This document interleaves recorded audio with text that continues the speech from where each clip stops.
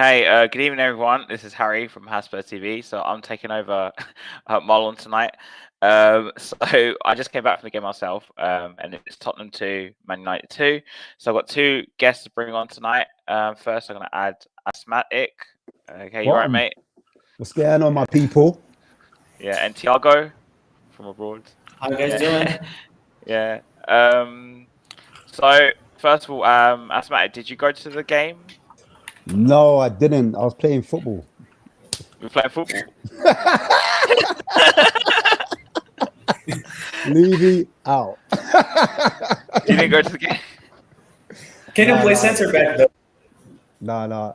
I was playing in front of the centre backs. I was playing in front of the centre backs. Yeah. What Dyer? No, I wasn't Dyer. I was playing in front of them. I was more like Bentancur. I'm joking. He was a defensive Basuma. midfielder version of Dyer. He was a Don't defensive ever. midfielder version of Dyer. Don't you ever call me Dyer in your life, ever. I said I was seeing you playing with Dyer. I didn't say you were Dyer. Oh, okay. No, I wasn't playing with him. No. But yeah. So did you not watch the game at all then? What? No. To be fair, I caught the back end of the first half, and I caught the whole of the second half. So I did watch the game. Oh, you did watch it. Okay. All right. Yeah, Good. I did watch And Tiago, I heard you only watched the second half, which is probably what was better. Yeah, it was. So maybe I'll talk about the first half first myself. But first of all, I take it you guys saw the starting lineup though, didn't you? Yeah, we saw that starting Yeah. lineup. I did. Yeah, So 3-4-3. Asmatic, first of all, what do you think of for example, he dropped Kulusevski, Yeah. which I thought was quite interesting. thought Any it was- surprises like the formation or anything?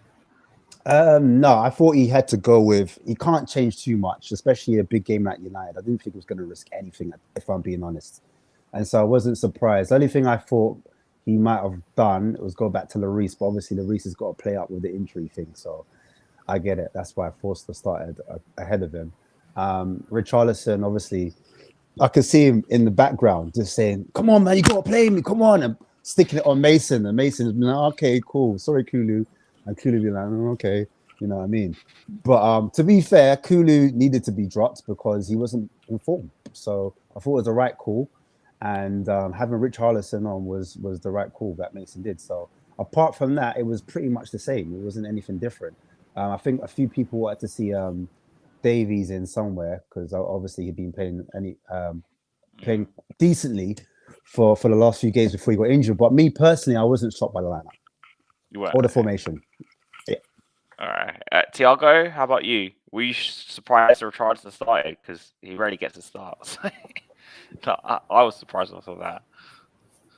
You know, I think he just made changes because I don't know. I think he just had the feeling he had to change something. I actually thought he was going to change formation, and I feel like Ryan Mason maybe has the sense that Tottenham fans just needed to see something different from what we were seeing. I don't know if he was actually was the players. He changed it, put Richarlison in. I think Hugo wasn't even in the squad, right? Hugo wasn't even on the so bench. that for me there was. We'll talk about it You in a know, bit, actually. Cause, I'm sorry to jump the gun, but like no, I just wanted to say one quick thing about Richarlison, which is the whole summer I said this guy is not worth 60 million. He was never worth 60 million. Daniel Levy, stupid to pay that amount of money for him. I've always said 30, 35 million maximum. And there was always a debate, Rafinha, Anthony, or Richarlison. I would always say Anthony or Rafinha for me. Because Richarlison can be a good striker, but 60 million pounds. but we don't play him as a striker, Tiago. I mean, he played on the left today. We played him as a striker. Right. The difference is that we have Vinicius Junior, Neymar, and Rafinha behind him to create. Yeah. No, I'm saying Spurs don't play him as a striker. Like he plays on the left and the right. So, I mean, like for me today, I would have liked to have seen a 5-3-2 with Richarlison and Kane up front. That's what I would have wanted to see myself personally. Yeah. But he's never going to drop Son apparently. So I'd love to see Kulusevski in that midfield. Playing behind the two strikers. I think Kulusevski. Yeah, like in a 3-5-2 or something. Yeah. Yeah, I don't know. Like, I think Kulu plays quite. I think he plays as an attacking midfielder. I know he does drop wide sometimes, but I think him and Son, the formation I see anyway when I watch the game, it's a 3-4-2-1 with Kane up top and Son. Son doesn't play wide. Yeah. Son doesn't play wide. Son plays kind of like inverted, and Perisic comes up that wing, and then Porro's on the other side, and he comes up the right hand wing. So it makes Kulu kind of invert a bit more. Do you understand? So he kind of does play in that kind of midfield position, if that makes sense. But every now and then he does come out wide and he does pull out. Do you know what I mean? And you see, because I see that a lot. He goes quite wide. Yeah, he does go quite wide, but that's where the space is. I think that's where the space is, and that's why we see him there quite a lot. But no, I do hear what you lot are saying. Like, you want to see him like as a 10 or literally just behind Harry Kane. Do you know what I mean? Make Harry Kane or Richarlison push up top, or have a 2 up front, and then Kulu's just behind the 2 of them. I get what you're saying. Like, yeah. Look, I'm gonna be honest. I know it's not the topic.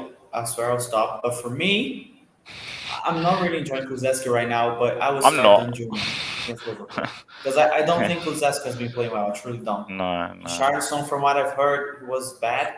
I didn't get the first half because I was in class. Oh no, the first half I actually thought Richarlison was our best player, personally. I was gonna say, for what I saw, Richarlison was causing a lot of problems. And I think like there was a chance where I just think his confidence in front of goal was gone, because he had 2 opportunities, I thought, where if he's confident, he's taking a shot. But instead of taking a shot, he's tried to pass it. I think once, he crossed it, and then there was another chance he had when he kind of passed it and it pulled it back for Son, but Son was in the wrong position. And I just think, I think Richarlison confident, he would have either scored 1 or he would have assisted 1 of the 2. And I just think it's a real issue for Richarlison, because actually, when it comes for him to actually holding up the ball, progressing the ball up the pitch, being on that left-hand side, just being a problem, because a lot of the time he was spinning Lindelof, he was getting in behind, and he was just holding the play up. And then also, they fouled him. So he's that type of player that he's got that South American blood in him. He likes a little fight. That's how he kind of gets into a game, if that makes sense. And then when he gets on the ball, like, people see it as petulance. So people say, oh, he's always dropping on the floor. Why is he not strong enough? But it's just how he gets into the game. It's just his nature. And then, like, he's the one that has the fight, and he kind of galvanizes the team. And when you've got a fighter in your team, it helps to kind of give that energy to the rest of the team. Because let's face it, a lot of the team are placid. They're not very, like, they're not vocal. They're not really very nice guys. Like Mourinho was saying, they need to be a cunt. You need to be a And then even Conte was like, these players, they just, when the pressure's on. And so, like, I think that's why Conte liked Richarlison, because sometimes you need a bit of shithousery, I'm not going to lie. And that's what we missed in that first half. From what I saw, the bit I did see, we were sitting off them way too much. And we were banging on them, we weren't pressing them, we weren't being nasty, because sometimes, like, players are scared that you're going to get done. So what? Just barge him, put a hand on him, put a hand on his hip, knock him off, cut his stride off, get a challenge in, the legs trailing out, stick that leg out, boom. You might lose a foul, but guess what? You're buying your team extra time to get in a defensive shape. And you're making the players think twice, because you're making the players think, oh, I've got to pass backwards or sideways because this guy's going to clap for me. Do you know what I mean? Because the spaces were too big for me. Like, in that first half, we sat off. I think it was a tactic from Mason to sit off. I actually think that was. You think? I think so, because I think after how we got done against Newcastle, I thought. I didn't think that Mason was going to go gun ho and press them early from the start and start doing this high press and push us up the pitch and squeeze the pitch. I thought he was going to let them have the ball, we defend deep, and then we were going to time it. So when they were passing out, when they would try to penetrate those passes, pass through the lines, that's when, like, you see a Romero step up and win the ball, or you see a Skip, or, do you know what I mean, intercept those passes in between the lines. That makes sense. And we were forcing them to go towards, like, either Rashford Sancho, or the other guy, Anthony. Yeah. And that was what's happening, because Anthony gets the ball and all he wants to do is steppies and show off. And we're happy with that. Do you know what I'm saying? Even though United had a lot of possession, it's like, what are you really doing in that possession? And I think that was Mason's tactic from what I saw in the first half. Obviously, we got slapped 2-0 because I thought we didn't press the right players at the right time. So we gave too much time to, like, a Casemiro, who's brilliant on the ball. He's brilliant at passing in between the lines. And then we gave too much ball. Exactly. Eriksen had a brilliant game. I think when Eriksen came off, that's when United lost it. Yeah, But yeah. for me, I don't know what. yeah, I think you know what it was because on Sunday they had so many minutes in their legs from the extra time. Do you understand? I think that's why Ten Hag was forced to make that change because when Fred came on, he was doo-doo. He made so much like ball playing decision. Just decision making was just poor, and he was just getting on the wrong side of the players, making fouls where he didn't need to, lost in possessions, wasn't involved in the game at all.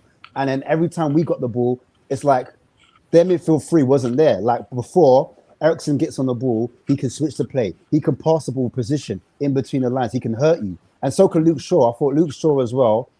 He dropped off on the left hand side. He was able to switch the balls and blah blah blah blah. And then I think the last baller was Bruno Fernandes. Bruno Fernandes for me in that first half, he was getting a lot of joy, and he was that one that dinked it into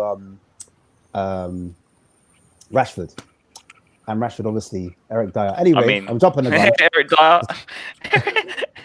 Eric Dyer. So I'm going to ask you guys about Lloris because I heard, obviously, we got told it was an injury. I heard there was a halftime bust up and stuff with Dyer and him. Now, first of all, asthmatic. Were you surprised that Lloris wasn't playing? And do you believe he's injured? What do you think's happened if he's not injured? And will we ever see him again? Listen, Lloris is not injured at all. You know, what happened on Amazon? You know what happened on Amazon when he got at Son? And he's like, let me at him. Let me have him. Boom. Got bread. Get off me. Like, sorry. But yeah, you get the understand. Like when Sonny's like, what are you talking about? It was possible back. Yeah, I think it was one of those ones. I think he threw the kitchen sink, and he got really mad at the team. I think I reckon he was like, listen, I'm not playing with these idiots. I reckon he got on his feelings, and yeah, I think Mason saw that and was like, nah, you're not the captain. I'm taking that armband off you, at least for a little while. Just to show him like, maybe I'm the boss now, I'm going to do things my way. And there's one thing like having it out, but to kind of say you're not jumping on the pitch, like that's just a definite no-no. But let me play devil's advocate because, it's more fun, Basically, he said his hip went out when he kicked the ball. And that was the same injury that kept him out for that lengthy spell. Oh, was it? There was a reoccurring injury. Sorry if that ruins the chat, but I just. I was going to ask you also another thing. I'll go Thiago. Were you like? I personally was so happy Forster played instead, and it wasn't for Forster. We'd been like 4-0 down at halftime. Are you more confident in Forster than Reece though? This season, I'm not saying in the whole year. Look, I'm going to be honest with you. When Hugo was back, I was on Somi's channel, and I said I don't think Hugo should come back straight away. I think Forster deserved another chance. I think it was harsh on him. We didn't play well when he was in goal, but it wasn't his fault. Some of the goals we conceded, you just see Sport defending, and the guy could do nothing. I was really surprised when Hugo wasn't in the squad because for me, just as asthmatic, I don't think there's any injury. I think there was a bust up in the dressing room. Apparently, Alistair Good, his last video was saying that actually Oliver Skip was one of the players who were screaming the most at the senior players. Oh, wow. Yeah, he said that that player committee is like Dyer, Hugo, Kane, Pierre, and then there's like also a young player in there that is Oliver Skip. I didn't know about that. I knew about the fourth because I was screaming when I saw Dyer's name on it. But yeah. No, I wanted to die. I don't even have words to describe how much I hate Dyer, but I'm not saying I'm more confident. For me, look. Hugo, actually, I am because with Forster, I don't have those things like I don't have to worry to watching him do what Hugo did against Newcastle, for example, that he should have just kicked the ball forward and he tried to control the ball and then he loses to Callum Wilson. But I also have to be fair with Hugo Lloris. He's put in some positions that are just ridiculous because of our defense. So. Actually, you guys think Dyer's missed in the second half with that header? I did. I turned on the TV and it was Eric Dyer missing. I I wanted to turn off the TV straight away. I was like, I couldn't believe it. Honestly, I just couldn't believe he didn't hit the target with that header. I just can't. Okay. Massive chance. Bro, And I just feel like with Eric Dyer, it's not just the going forward, it's the going back as well. I mean, what are you really offering us? Because he stands off players so much. It's so annoying. The Rashford goal is like a massive example of that. Have you seen it? I saw the video. It was ridiculous. Does he like defending? Yeah. Does he like defending? I think he doesn't like defending. I honestly don't think. Like in your head, you must go through videos and know about distances, because if you put more pressure and you close the gap, there's enough distance where you know, like, all right, if I stick my leg out and he beats me, then do you understand what I'm trying to say? Like, there's like, you need to create like where he stands off so much, he just allows Rashford to run on him, if that makes sense, and he allows him to get a shot off.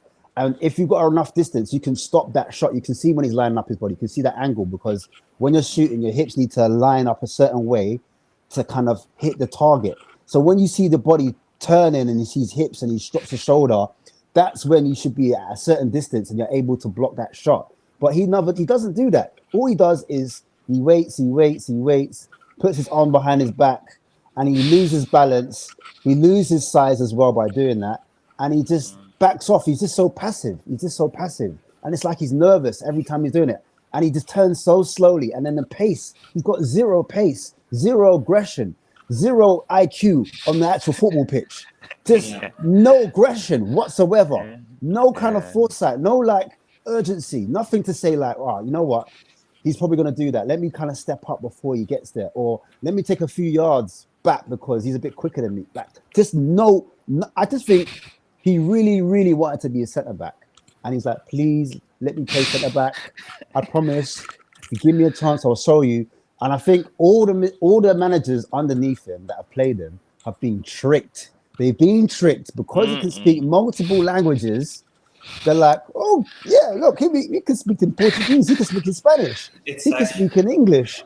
And then to top it off, with Eric Dyer, because he can play out, like he used to be a midfielder, right? He used to play because he can kind of pass the ball out from the back and he can kind of bring it out, that's why they love him, because it's like that type of defender, isn't it? Like, you know what I mean?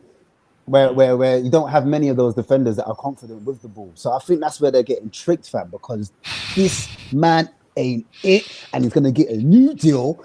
I don't even want to talk about them, but it all stems from the... Oh, sorry. Anyway. I'm going to get onto that in a minute, because so I actually went to Levy out protest. Okay, nice. So I don't know if you guys saw the videos, or if like Thiago, you want Tottenham away and they're covering a bit. I don't know, because I know JP, Stell, they're all there. They're taking videos and stuff, and I spoke to him, whatever. And Brian Daigle, of course, he got. How was the turnout? How was the turnout? To be fair, it was a lot more than before. Like, I don't think it was like 100, let's say, but it felt a lot like there were more people than last time. But Asmat, do you think that? Because there was even, I don't know if you saw it on TV, but there was a Leave Out in Out banner. I did see that. I saw that goal. Yeah. And there was some singing as well. Do you think, like, they're making a difference, but I'm part of it. But do you think we're making a difference, or they're making a difference?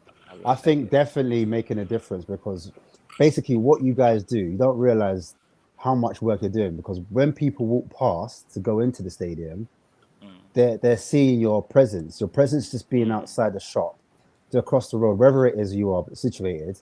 People are seeing that, and in their head they're like, oh man, I've got to do my part. Do you know what I mean? Because everyone actually feels like, not everyone, but I'm saying a lot of fans are unhappy with the situation, whether it's change they want at the top or they want him out completely. Some people, I feel like some of the fans, they feel like I need to do something. So when they get in the stadium, that's their chance to kind of like voice their opinion. And what I did see was some of the balloons. I didn't know about the balloons, and I thought that was a nice touch.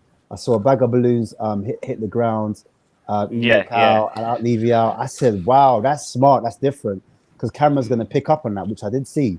So it's just another way. They did pick up on those. Oh, they did. Yeah. Okay. So that's why I saw it. I didn't know about it. Yeah. I was watching, but I wasn't watching BT Sport. I was watching what do you call it? The French channel, BN. You know, the BN Sports. So they picked it up, and they had Andy Townsend. Yeah, Andy Townsend was talking about it. Yeah. Big up to Bob Spur, by the way, in the chat.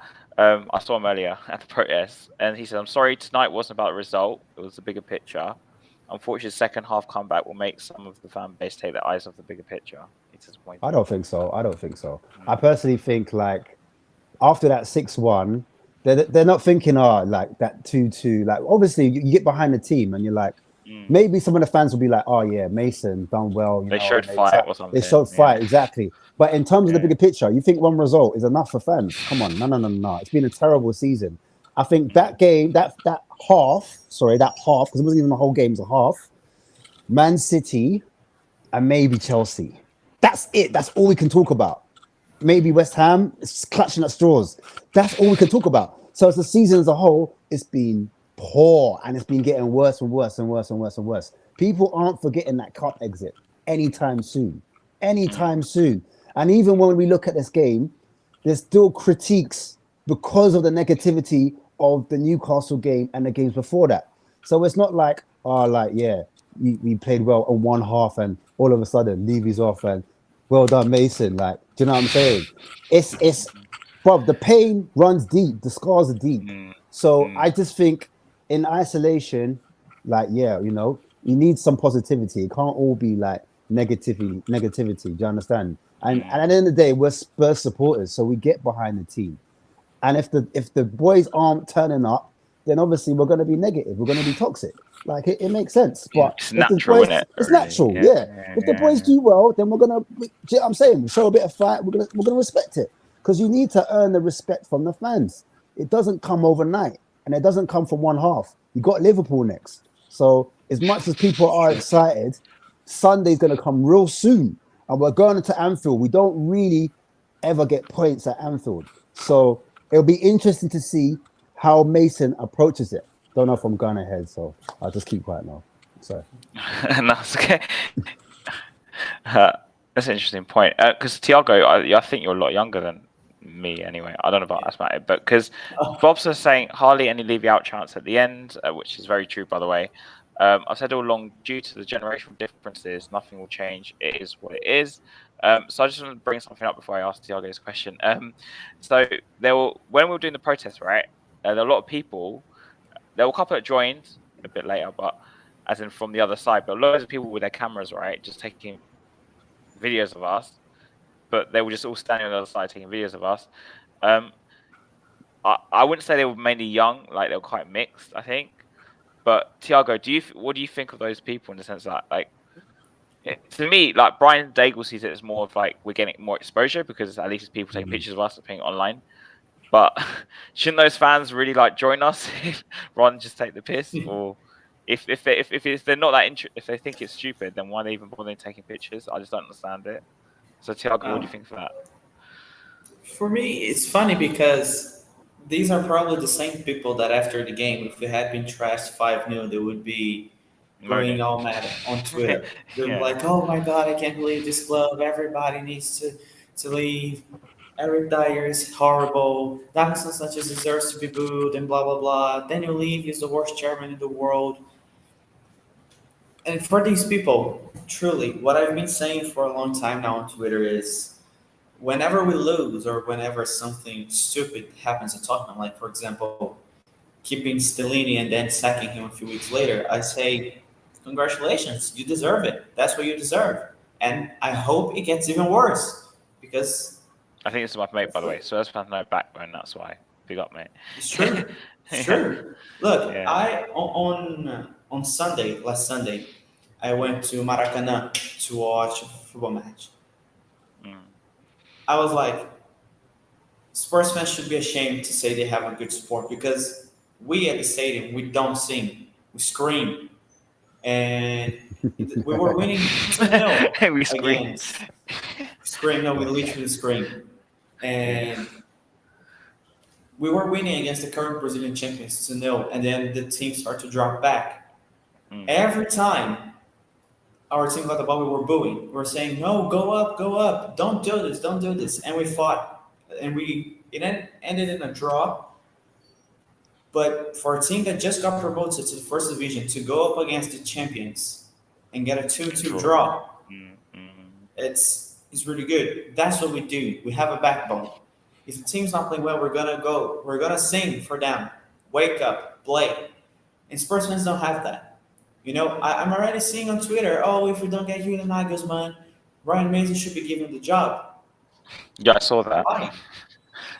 Literally, at the end of the game, we were fresher than Man United. We were in a better moment than Man United. Instead, what did Ryan Mason do? Subbed off Son, subbed off somebody else. Yeah. Tanganga came on He for put on Son. Tanganga, he put on other centre backs. We dropped back. Instead of Davies, going for the win, we yeah, settled for the Davies. draw. Yeah, then Davies. Yeah. We settled for the draw. We could have won that Yeah. game. We truly could have won that game. I think so. The momentum was with us, and I was quite surprised he took Son off, even though like because he reverted to he went to a 4-2-3-1, I think it was. Yeah, he did. Yeah, and then we scored the second goal, I can't remember, or both of them, and then he went back to the 3-5. 4-3-4-3 or whatever formation. Do you know what it is? Do you know what it is? It's the momentum, and you can see the shift. I mean, I'm a fan. I want to see more attacking football. So yeah, no, I'm with you guys. I want us to go for it and try and go for the win. But when Eric Dyer's missing those chances, even Son had a chance on the plate. He should have put away. He's hit that completely out. Pass, isn't it? But when your strikers aren't confident, like what can you do, innit? You can risk it, and then all of a sudden they score the last minute, because we've done that. We've lost games at the last minute, and I think that's why he was a bit more pragmatic. He thought, let me just play for the point. It's United. We've got to play Liverpool. Let's be sensible, and then maybe against like Palace, we kind of go for it. Maybe against Brentford, because you can't be going mad and be like your first game in and be like, raw. Let's press them. Let's go forward at the back. And remember, against Newcastle, that's what Stellini's job. He went forward at the back, and we got fists up. Hey, we got slapped. Hey, is it really worth the embarrassment? Like, I get it. I'm with you lot. Like, let's go attacking. I'm full fighting, but it's like at the same time, do we have the personnel? And also, it's like Longley and Davies. They're coming off the back of injuries, so they haven't got those minutes in their legs. Does that make sense? So when you're on the pitch, sometimes you can run out of steam real quick because you haven't got that match fitness and you're not quite ready. And players can sense that. And before you know it, you're up against a Sancho, you're up against an Anthony, and all it does is them to take do a scissor, slow it down and speed it up. Then you've got your pants pulled down, and then your confidence is knocked down, and then no one wants to pass it out to you, and then all of a sudden it feels like you got 10 men instead of 11. Sorry, Tiago, go on. I'm talking too much. Say we want to say. I agree with what you were saying. I understand that, especially when it comes to Tottenham, because this team loves to drop their heads really quickly.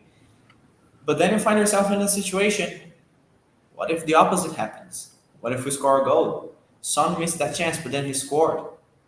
Maybe his confidence was back up. Maybe he would score a screamer like he did against Leicester or against... Which was the team? I forgot. He scored a beautiful goal. Do you think he did that, Thiago? So Lucas in the chat saying Mason settled for the point. He's thinking of the Europa League qualification with that Sonny server. Could be. But look, for me, I think I have that position when it comes to this situation. Because for me, if we get Europa League, Conference League, or if we don't get Europe at all, I don't care. For me, the worse we get, the better, because that's when we have more chances of something actually happening. I think if we don't get Europe, is when Daniel Levy is really going to be the most under pressure. But Thiago, remember in the replies to the supporters trust questions, they cited 14 successful qualifications in 17 seasons or something like that. I don't know those numbers. A success, remember? Yeah. So if they lose, that's because remember that season when Mason finished it, when Jose was sacked. I think we finished 7th place. It's because they created the Conference League, but in a normal time without Conference League, we would have been out of Europe. And we went to Netherlands, to Slovenia to play against these teams. We went to Portugal. We went to I don't know. Yeah, it's like we went to Paços de Ferreira and this type of clubs. For what? We were booted out of the competition in the group stage in the end. We kept our main players in London to play against Vitesse. We lost against Vitesse, then we go and we lost to West Ham anyway. Like, these competitions only kill us. If it's for me. If there's no Europe, I don't care. But today, I think we could have gone for the win. I just think, Yeah, me I thought the personally, same thing. Personally, I'm looking at the momentum bar back now, and we scored basically on the 79th minute. Heung-Min Son gets his goal. Yeah. And then when he scores, I think we've had like about maybe a few more minutes of possession, and then the momentum swings to United. And when the momentum swings, United have the ball. Literally, they're in our half. They're in our half. It's not like we've got the ball and we're dominating. No. They're dominating us now. They're in our half. And it was only at 87th minute we made the change. So there's 3 minutes left of the game. We made that change for Tanganga. So it wasn't even like it was, he scored a goal and then Son came off straight away. The momentum swung a bit, and then it was a tactical change where he thought, let me just shore it up, let me bring on Tanganga, waste some time with a substitution and try to see out the game rather than losing it, because they did get more bodies forward. I think what's his face, Martial was dropping in that hole and he was linking up with Rashford, and they were looking dangerous. And that last few minutes they were getting corners and they could have just swung their way easily. They were up for it. So it was like, I do understand, like I do get it, like, but I'm just throwing it out there. Disappointed in it. You know, it was just 87th minute. If it was the 80th minute, or then it would have been different. But because it was like towards the 90th minute, I say, all right, I give him a blight. You don't want to lose the last. But do you think that, like, because the way I saw it was that because obviously we lost 6-1 against Newcastle, if we lost another game, I'm thinking Daniel Levy's probably thinking, oh, I've got to tell Ryan to make sure we don't lose this game, otherwise it's going to be carnage in the next game, right? That's how I saw it. I think it was like sort of like instructions from like above him not to go for it, because if they lost the game, like it could have been really bad. Me personally, and I say it's every time, but it's like, because we're hoping for something big to happen. But me personally, if you can't win the game, if you can't win it, you just don't lose. You don't lose. So sometimes I get it. You shut up shop. If you end up losing the game because you pushed it and you tried to go for the winner against United is a team that they can hurt you. They can literally counterattack you at any moment. Even when we had the ball, it was always a counterattack or one ball over the top.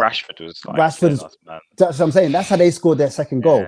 So as much as we were on top of them and creating chances, they could have easily just hit us. Even that chance that Bruno Fernandes had when he put Longley on his knee, like he was about to propose, like, will you marry me? And he slipped it through his legs. And then he shot, but he put too much power on it, too much pace on it, hit the bar instead of just dinking it. Like he kind of just like put too much power on it. But that could have easily changed the game at 2-1. If he scored that, it's 3-1. It's game over. Do you know what I mean? We're down in the dumps. But for us, luckily, we kept our heads on. We kept our shape. We kept pushing on. We pushed up high at the pitch. We squeezed the pitch. We put pressure on them. We weren't selling off them as much. We were intercepting a lot of the balls as well. And they couldn't handle us. After Eriksen came off, they just looked a shadow of themselves. They didn't kill the game. And I think that's where we just had a lot more domination, a lot more possession. We grew in confidence. I felt Perisic was doing a lot more. Højbjerg pushed up the pitch a lot more as well. He was helping a bit closer, a lot closer to like to Son and Kane. And I just felt like Kane, I just thought, my Kane, what a performance. That second half, he was even in our defensive half, he's one of those players, he's just an out ball. So you could just give the ball to him. It could be any type of ball. Stick it into him, with it, aerial, and he's able to hold it on. And then what happened was, in the first half, we didn't have runners off of us. That's why there was no running. When you don't have runners off of you, there's no movement. There's no one to pass to, static. But because Kane went deep, collected the ball, you had options on your left, you had options on your right. Someone would make a run, Kulu would make a run, Porro would make a run, Perisic would make a run, and then even Højbjerg would help. So we had a lot more numbers like committing forward, and we looked a lot more dangerous. I think we had a better XG than United overall. So asthmatically, I'm going to focus a bit on Europe here, because every year, man, I read on Twitter, we should go for the Conference League or we should go for Europa League. Because Thiago said earlier, like it's no point in finishing Europe because it's not like we do anything when we do it, right? So, do you think that we should finish in Europe, or do you want to finish in Europe, or like because obviously Levy will see it as like himself will see it as like a failure if we don't, but. Like, what do you want? Do you want us to be in Europe? Do you think we even take it seriously? Because I'm with Thiago. I don't think we'll take it seriously. So you two both want Europe out, and you just want to concentrate. Yeah, I'm Europe out. I'm Brexit. Brexit. I'm not actually Brexit, but you know what I mean. One game a week. I personally think it just gives chance a lot more chance.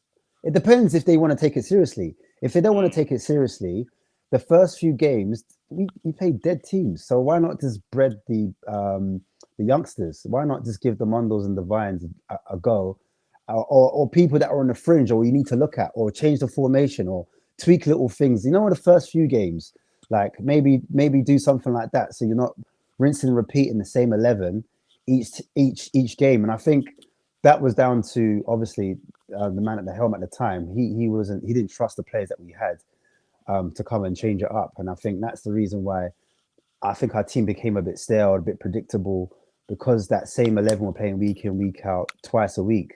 But I think in a Europa League with a different manager in charge, that manager may tinker. He might try things out. He might try different players in different formations.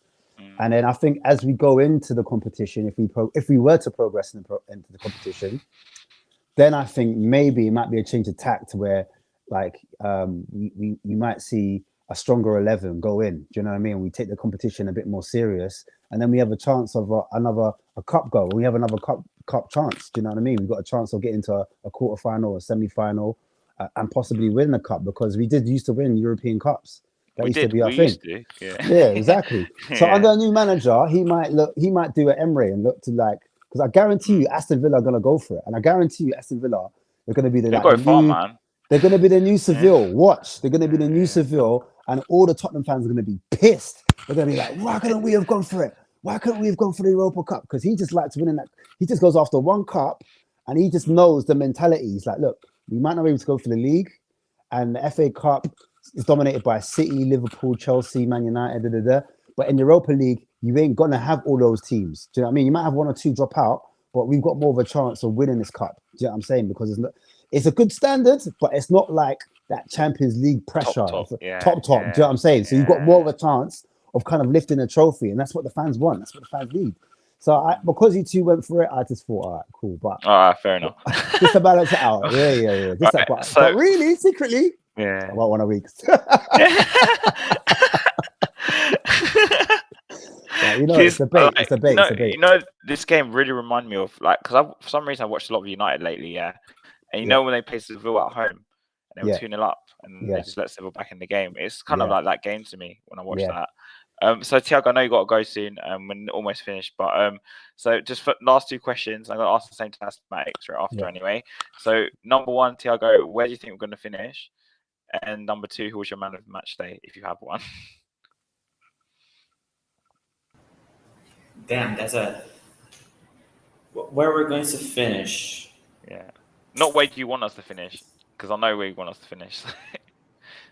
No, where I want us to finish, or where do you think we're going to finish? Not because I already know where you want us to finish. So yeah. If I'm being honest, I think we're going to finish. I think we're going to finish eighth.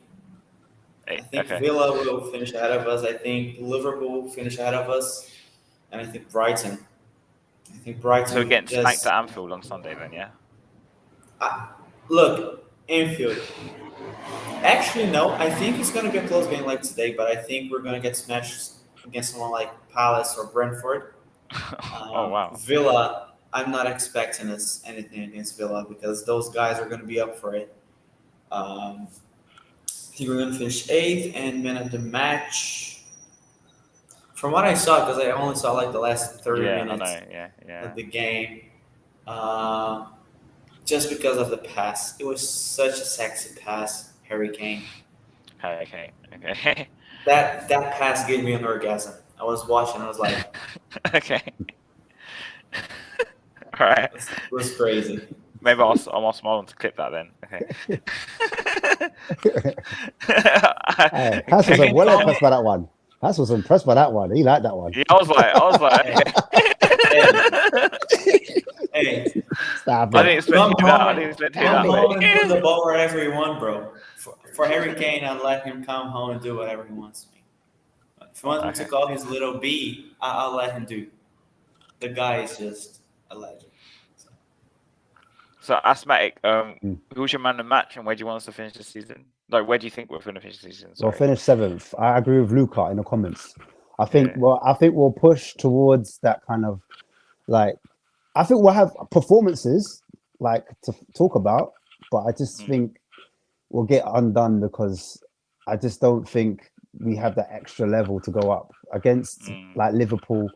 I think when that Gergen press comes in, we weren't gonna get out. We're not gonna Gergen out of there because we're gonna just under pressure. We just like quicksand. We just melt. We crumble. We're apple crumble out here, fam. Trust me. So, well, we've got Villa to play as well. They're probably gonna do rondos around us, just bare triangles, and then Watkins is gonna just come up and then bury us. Hat trick hero. I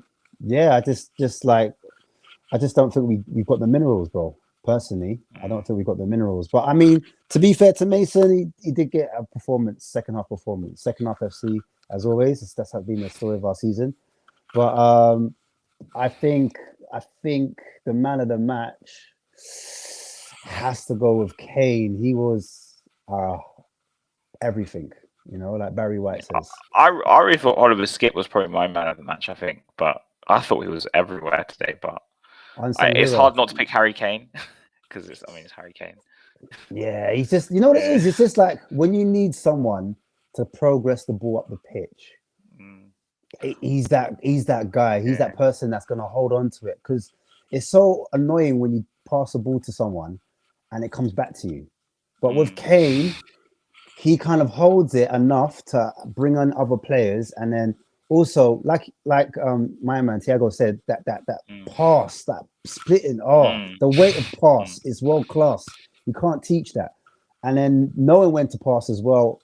Like he didn't have that many chances where I thought, he should have scored or whatever.